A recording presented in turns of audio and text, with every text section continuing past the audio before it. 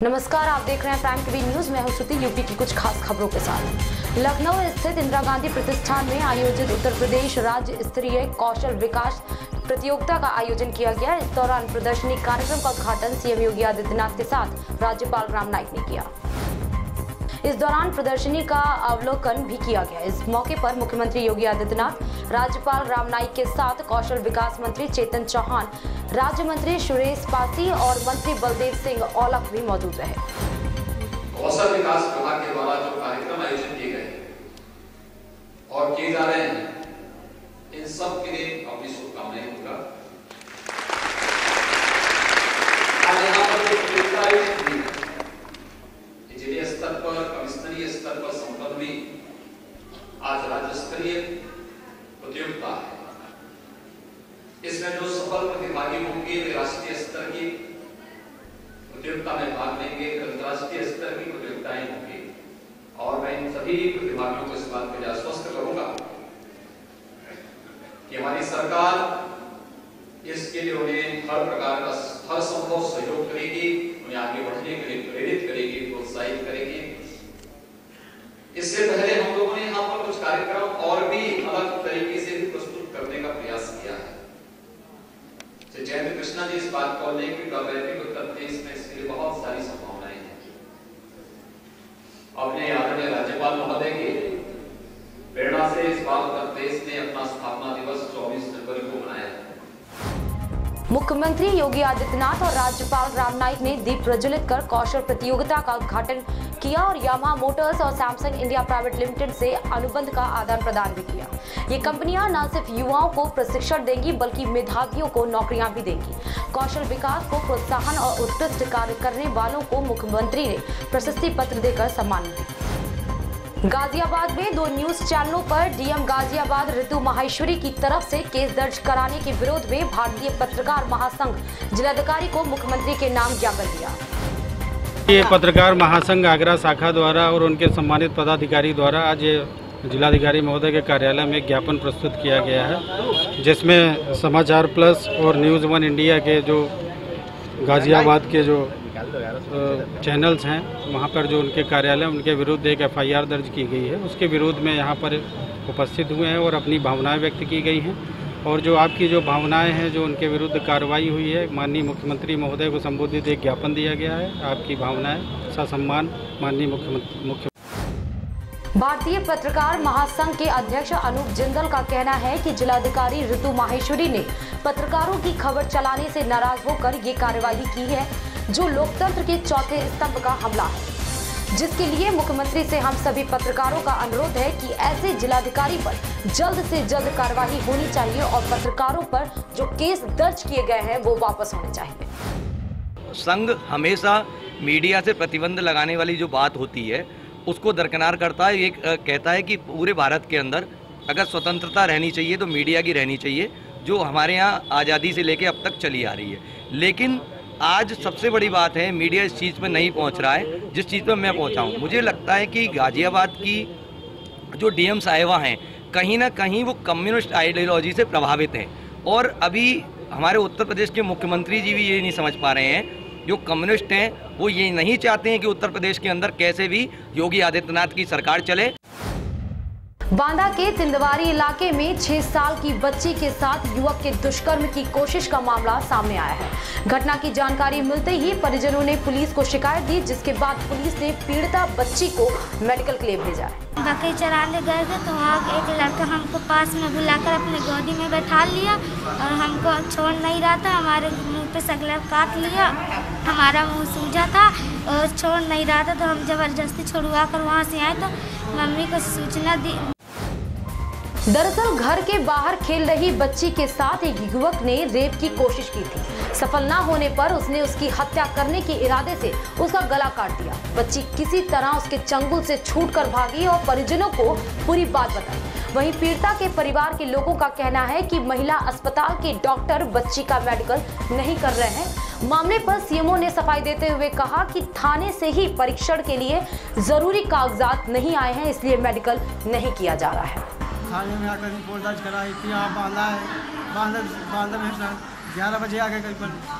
यहाँ से हमारा कोई कुछ नहीं बोल रहे थे। कल सुबह होगा, हम सुबह तक इंतजार किया, 11:30 पौने 12 बज गया, हमारा कुछ नहीं हुआ कार्रवाई। क्या 2 दिन हो गए अभी तक कोई मेडिकल नहीं बच्ची का हुआ? कुछ नहीं हुआ। क्या कहते हैं यहाँ के डॉक्टर लोग? जब कभी बोलते हैं उधर जाइए, कभी बोलते हैं वहाँ महिला के पास जाइए, कभी वो बोलते पुरुष के पास जाइए, वहाँ से। जालौन के महेबा ब्लॉक के सिकरी जरहा गांव में कोटेदार वीरेंद्र सिंह पाल को फोन पर ग्राम प्रधान यदुनाथ सिंह यादव ने जान से मारने की धमकी दी, जिसका ऑडियो वायरल होने के बाद जिलाधिकारी ने जांच के आदेश दे दिए हैं। दरअसल महेबा ब्लॉक में 3 गांव मिलाकर के एक ग्राम पंचायत बनती।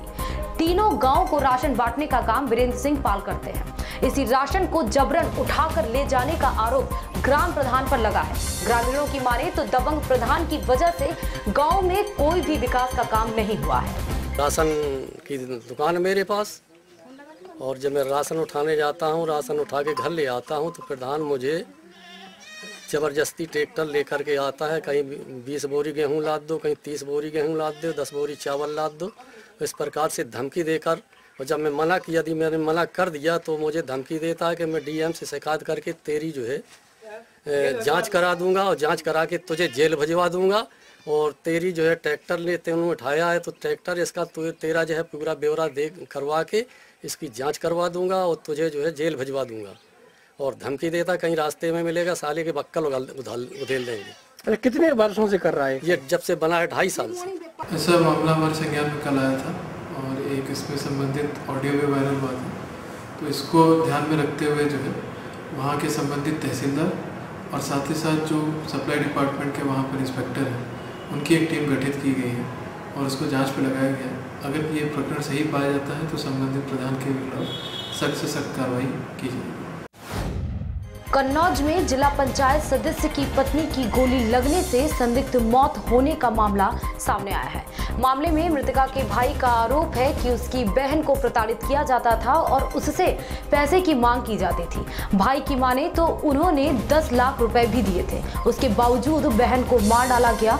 वहीं आरोपी पूर्व जिला पंचायत सदस्य मनीष यादव उर्फ डम्पी काफी दबंग छवि का नेता है और इलाके में उसका खासा असर है।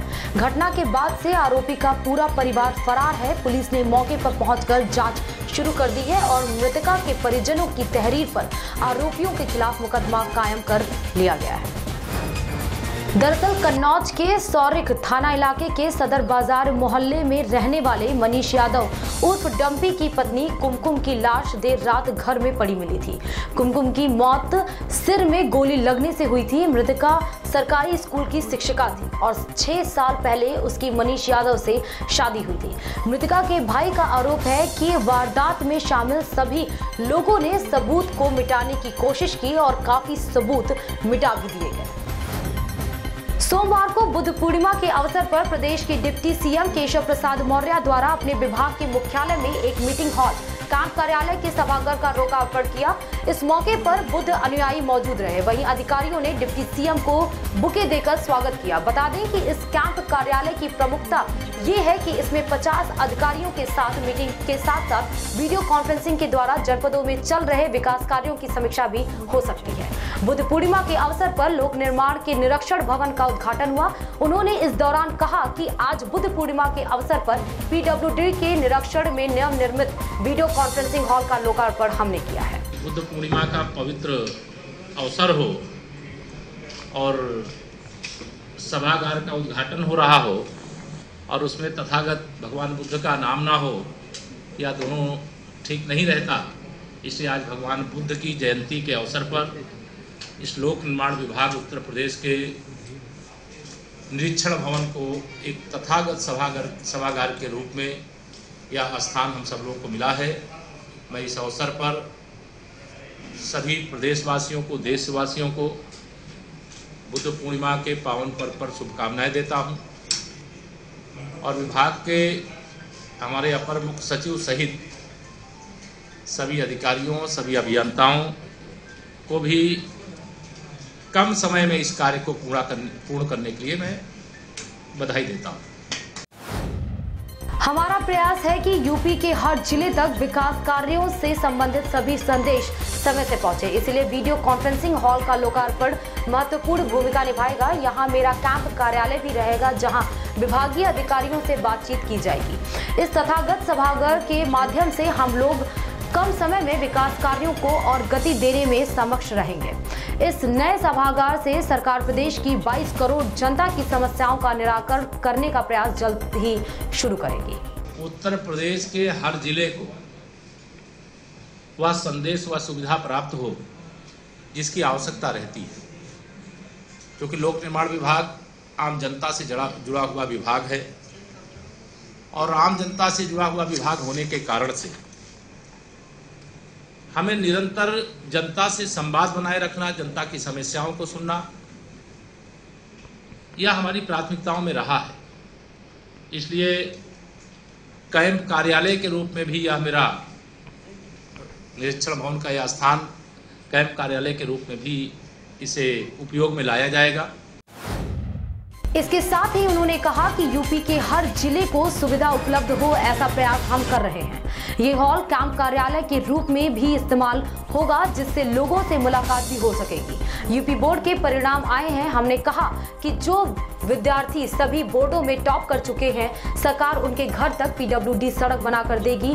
गांव हो या शहर, दोनों जगह किया जाएगा विकास कार्य। हम ऐसे सभी बच्चों के घरों तक, वो गाँव में रह रहे हैं तो उनके घर तक, उनके गांव की सड़क को बहुत सुंदर सड़क बनाएंगे, और अगर नगर क्षेत्र में रह रहे हैं, किसी मोहल्ले में रह रहे हैं, तो उनके मोहल्ले की सड़क को बहुत अच्छी बनाएंगे।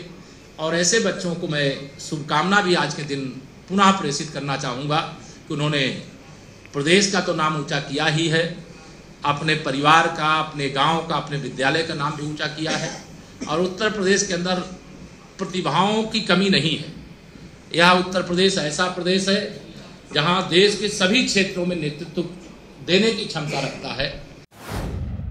महोबा के कबरई थाना इलाके के झांसी मिर्जापुर हाईवे पर एक तेज रफ्तार ट्रक ने एक ही परिवार के 3 लोगों को टक्कर मार दी। ये सभी लोग बाइक पर सवार होकर जा रहे थे। इस हादसे में महिला की मौके पर ही मौत हो गई, जबकि 2 लोगों को गंभीर हालत में जिला अस्पताल में भर्ती कराया गया है। घटना से आक्रोशित परिजनों ने कबरई थाने के सामने जाम लगाकर ट्रकों में तोड़फोड़ कर जोरदार प्रदर्शन करने के बाद आरोपी ट्रक चालक के खिलाफ कार्रवाई की मांग की है। हम अपनी साइड पे जा रहे थे, पीछे से ट्रक वाले ने बम्पर मार दिया, तो जो मेरी मिसेज थी वो रोड में गिर गई और हम कच्चे में, मतलब गाड़ी बह गई तो हम कच्चे में गिर गए। तो हमारे तो खाली ऐसे छोटे आई, उनके दोनों टायर चढ़ा दिए, मतलब आगे वाले और पीछे वाले जितने टायर थे सारे चढ़ा दिए और निकल गया। और ज़्यादा नहीं, आगे 500 मीटर के आगे पुलिस लगी थी 100 नंबर।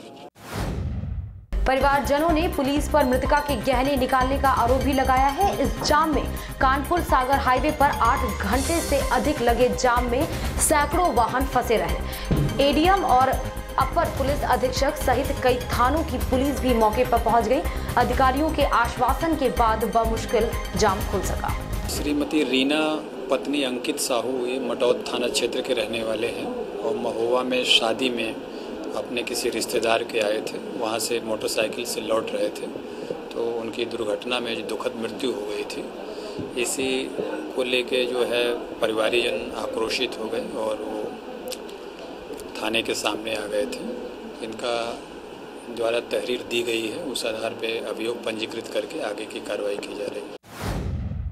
संभल थाना इलाके के गांव में वायरल वीडियो ने हड़कंप मचा रखा है। दरअसल इस वीडियो में कुछ लोग कुल्हाड़ी और ईंट पत्थरों से एक युवक की बेरहमी से हत्या करते दिख रहे हैं। ये वीडियो दिखने के बाद पतरावा गांव के एक परिवार ने दावा किया कि इसमें जिस लड़के को मार दिया गया है वो उनका बेटा अजब सिंह है। परिवार की माने तो 8 महीने पहले वो दिल्ली काम करने गया था, मगर आज तक नहीं लौटा। अजब सिंह के भाई का कहना है कि एक व्यक्ति जो कि आजमगढ़ का रहने वाला है, उसने मेरे भाई की हत्या का वीडियो फोन पर दिया, जिसको उसके पूरे घर ने देखा और इस बात की पुष्टि हुई कि वो उन्हीं का ही भाई है। इस वीडियो में दिख रहा शख्स कौन है और वो कौन लोग हैं जो उसे बेरहमी से मार रहे हैं, इस बात की पुष्टि नहीं हो पाई है। इसके अलावा वीडियो में पीएम मोदी और उनके मंत्रियों के लिए एक संदेश भी लिखा है कि मोदी तेरे राज्य में कानून का कोई काम नहीं और इस वीडियो को इतना शेयर करो कि मोदी के मंत्रियों के पास तक जाए। वीडियो का मामला क्या है, भाई है हमारा ये। अच्छा, भाई है। पहचान लिया आपने? पहचान लिया, खूब पहचान लिया, भाई है हमारा। क्या हो रहा है वीडियो में उसके साथ? वीडियो में क्या हो, कुल्हाड़ी से काट रहे हैं, कोई डंडे मार रहा है, कोई थप्पड़ मार रहा है उठा कर। भाई है हमारा। क्यों मार रहे हैं? पता ना क्यों मार रहा है, कुछ पता नहीं चला। हमारा तो ढूंढ लिया, दिल्ली रहता था, ये काम करने गया था। तो क्यों गया था ये दिल्ली? काम करता था, उसी जगह रहता था। एक बार शादी हुई थी हमारी, शादी में बुलाने गए उसे, शादी से लेकर आए उसे बुला कर, शादी में आ गया।